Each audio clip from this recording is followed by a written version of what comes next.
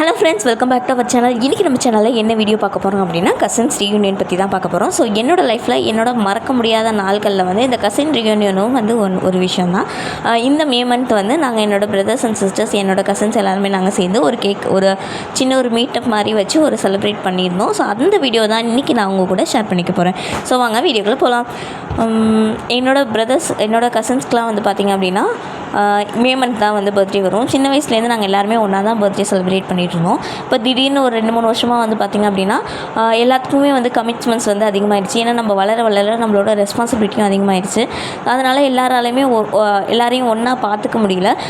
But of course நாங்கள் எல்லாருமே டச்சில் தான் இருக்கோம். பட் எல்லோரும் பேசிக்கிட்டு தான் இருக்கோம். ஆனாலுமே வந்து பார்த்திங்கன்னா ஏதோ ஒரு விஷயத்த நாங்கள் வந்து மிஸ் பண்ணுற மாதிரியே ஃபீல் ஆச்சு. காரணம் வந்து பார்த்திங்கன்னா மே மந்த்துனாலே கண்டிப்பாக நமக்கு இப்போயுமே வந்து சின்ன பிள்ளைங்களுக்கு ஞாபகம் இருக்கும், பெரியவங்களுக்குமே ஞாபகம் இருக்கும். அதாவது இப்போ இருக்க ஸ்கூல் ஸ்டூடெண்ட்ஸ் எடுத்துக்கோங்க, பெரியவங்களும் நீங்கள் காலேஜ் படிக்கிறவங்க நீங்களும் நினச்சிக்க பார்த்துக்கோங்க. சின்ன பிள்ளையில இந்த பாட்டி வீட்டுக்கு வர்றது வந்து ஒரு பெரிய எக்ஸைட்மெண்ட்டான ஒரு விஷயம். அதாவது ஆனுவல் எக்ஸாம்பிள் சோஷியல் எக்ஸாம் வந்து பார்த்திங்க அப்படின்னா நம்ம எல்லாருமே எந்த மைண்ட் செட்டில் எழுதுவோம் அப்படின்னா காலையில் எக்ஸாம் எழுதிட்டு மதியானம் பஸ் ஏறி ஊருக்கு போகலாம் அந்த ஐடியாவில் தான் எழுதுவோம்.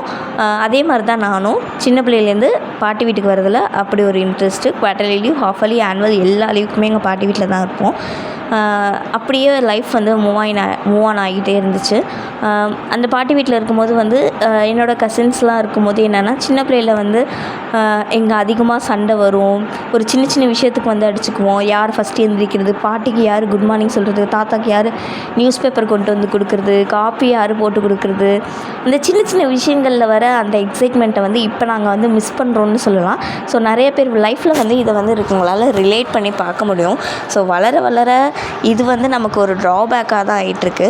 ஸோ இந்த வருஷம் எங்கள் பாட்டி கூட கண்டிப்பாக இந்த செலிப்ரேட் பண்ணணும்னு தோணுச்சு. அதனால தான் இந்த வருஷம் யாருக்குமே அன்றைக்கி பிறந்த நாள் கிடையாது. ஆனாலும் பண்ணுவோம், இன்றைக்கி பண்ணுறோண்டா அப்படின்னு சொல்லிட்டு திடீர்னு பிளான் பண்ணி திடீர்னு தான் எல்லாமே நடந்துச்சு.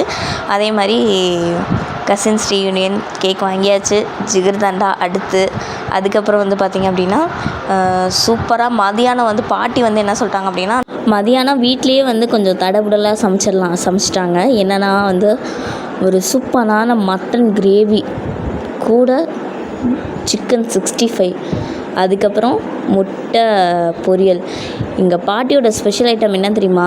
எது செஞ்சாலுமே ஒரு மீன் வறுத்தாலும் சரி, ஒரு சாதாரண ஒரு சிப்ஸ் ஏதாவது வீட்டில் போடுறாங்க அப்படின்னாலும், பஜ்ஜி எதுவாக இருந்தாலுமே வந்து எண்ணெய் சட்டிலேருந்து நேராக எங்கள் தட்டுக்கு தான் வரும். ஸோ ஏன் பாட்டி இப்படி பண்ணுறீங்க, ஏன் சுட வைக்கிறீங்க அப்படின்னா, இல்லை சூடாக சாப்பிடுங்க, நல்லாயிருக்கும், டேஸ்ட் நல்லாயிருக்கும்னு சொல்லுவாங்க. ஸோ அந்த மாதிரி சுட எல்லாமே வந்து என்னோடய பிளேட்டுக்கு வந்து வந்துடுச்சு. ஸோ இது எல்லாத்தையும் ஒரு பிடிச்சிட்டு என்ன பண்ணிட்டோம் அப்படின்னா படுத்து தூங்கிட்டோம். ஒரு 5:30 போல் கேக் வெட்டலான்னு சொல்லி பிளான் பண்ணியிருந்தோம். எங்கள் கூட இருந்த ஒரு சரௌண்டிங்ஸில் இருந்த ரிலேட்டிவ்ஸ் மட்டும் கூப்பிட்டு நல்லா செலிப்ரேட் பண்ணோம். கேக்கு கட்டிங், ஃபோட்டோஸ், அதுக்கப்புறம் வந்து வீடியோ கால் பண்ணிவிட்டு எங்களோட இங்கே வர முடியாதவங்க தங்கச்சி, சித்தி அவங்ககிட்டலாம் வந்து ஃபோன் பண்ணி நாங்கள் வீடியோ கால் மூலயமா வந்து அவங்களையும் வந்து அவங்க கூட பேசி அரட்டை அடிச்சுட்டு நைட்டு தூங்குறதுக்கே 10 மணி ஆயிடுச்சு.